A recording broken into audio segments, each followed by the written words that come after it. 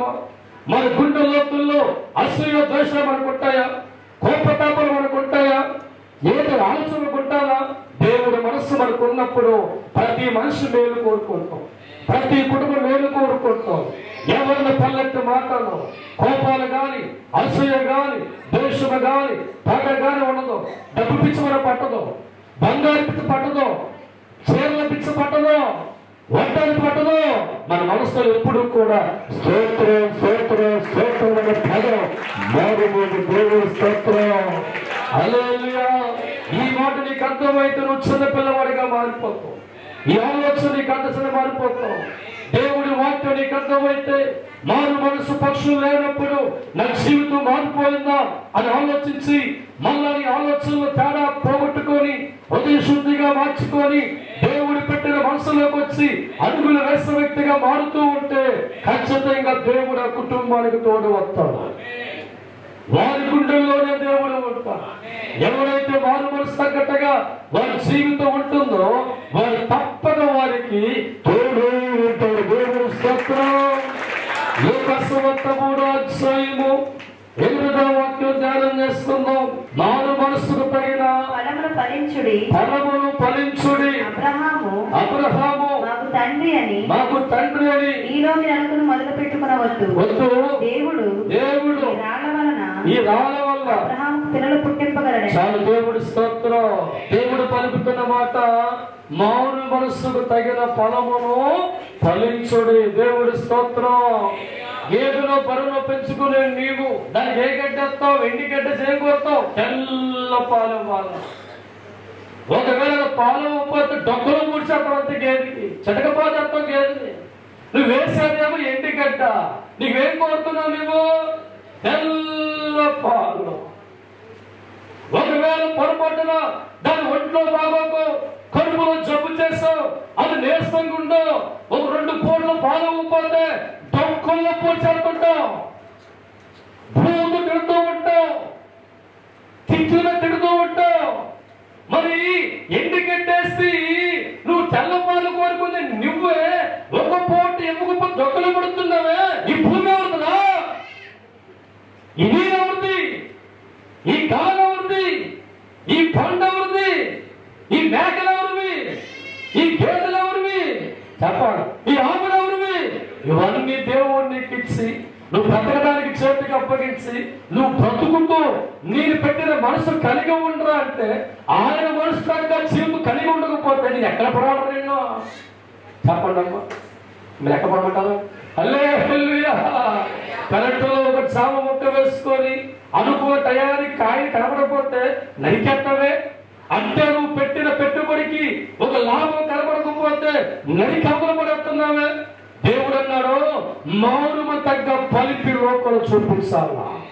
నువ్వు దేవుళ్ళు కలగబడిన వ్యక్తి అయితే, బాప్తిష్యాలు పొందుకున్న వ్యక్తి అయితే, మారు మనసు కలిగి ఉండాలని చెప్పుకున్న వ్యక్తి అయితే నువ్వు దేవుళ్ళ బతికి లోకలు చూపించాలా. నీ మాటలో గాని, నీ చూపులో గాని, నీ వినుకుల్లో గాని, నీ ఆలోచనలో గాని ఒక మెత్తల మనసుగా నీ జీవితం ఉండాలి. మెత్తల ఆలోచన జీవితంలో ఉండాలి. మారు మనసు కలిగిన వారు నోట బూతు మాటలు రావు. మారు మనసు కలిగిన వారు వేషాలు వేయరు. మారు మనసు కలిగిన వారు అసూయ జీవితంలో ఉండదు. మారు మనసు కలిగిన వారు కోప జీవితంలో ఉండదు. మారు మనసు కలిగిన వారు వారు దేవుళ్ళు కలిగిపోతూ ఉంటారు. దేవుడికి దగ్గరగా మార్చబడుతూ ఉంటారు. ప్రతి నిమిషం ఆ దేవుడిని చూస్తూ ఉంటాడు. ప్రతి నిమిషం దేవుడు మాట నడుస్తూ ఉంటాడు. అదండి మారు తగ్గ జీవితం. దేవుడు స్తోత్రం. హల్లెలూయా. నీ చేతితో వేసుకున్న మొక్కను ఫలించకపోతే కోపం నీకు వస్తుంది. మరి దేవుడు నీకు అన్ని ఇచ్చి, ఆయుష్కాలం ఇచ్చి, ఆరోగ్యం ఇచ్చి, 100 రకాల పొలాలకు ఇచ్చి, బ్రతకడానికి ఆరోగ్యం ఇచ్చి, నీరునిచ్చి, భూమిని పంట మొలిపించి నువ్వు బ్రతకడానికి అవకాశం కల్పించిన దేవుడు చెప్తున్న మాట నోరుమ తగ్గ ఫలింపు నాకు చూపించు. దేవుడు స్తోత్రం. హల్లెలూయా. అంటే తగిన ఫలములు ఫలించవుగా. నీ చేతితో నాటుకున్న మొక్క నీకు ఇవ్వకపోతే ఎలాగైతే నువ్వు వేళ్లతో తగిలిస్తున్నావో అలా తగిలిస్తే ఒకడే లోకలో ఉంటాడా? ఆలోచన వచ్చాయి. ఊరికి ఎవరు మొక్క నీరు పోయిందా? ఎవరు నీరు పోయడం? నువ్వు నీళ్లు పోస్తావని స్వార్థం నీకు ఉంటుంది. ఆ మొక్కలోంచి ఒక పువ్వు ఒక కాయో నువ్వు ఎక్స్పెక్ట్ చేస్తావు కనుక ప్రతిరోజు నీవు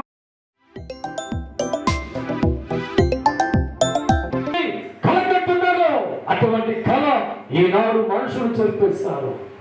అటువంటి ఆలోచనలు వచ్చి మనుషులు బయటపెట్టేస్తారు. నచ్చిన మార్గాల్లో, నచ్చిన ప్రయాణాల్లో, నచ్చిన ఉద్దేశాల్లో మనిషి జారి వెళ్ళిపోతూ ఉంటే అలా వెళ్ళిపోవడం వారి జీవితం ఎన్నటికీ దేవుడు శాశ్వతమైన విధానం ఉండదు. కాబట్టి మారు మనసు లేని వారికి ప్రభు చెప్తున్న మాట, తిరిగి మారు మనసు పొందండి. దేవుని స్తోత్రం. సోదరుల జీవితంలో కూడా ఆలోచించే ఈ మాట గుండెలో పెట్టుకుని ఆలోచించే, ఎలా ఉన్న ఆలోచించే, దేవుడికి అనుగుణంగా, దేవుడికి తగ్గట్టుగా, ఆయన మనసు దగ్గరగా, ఆయన ఆవు దగ్గరగా నీ జీవితం సరిచూసుకునే వ్యక్తిగా ఉంటే తప్పక దేవుని బట్టి ఆనందించే వ్యక్తిగా మారుతాం.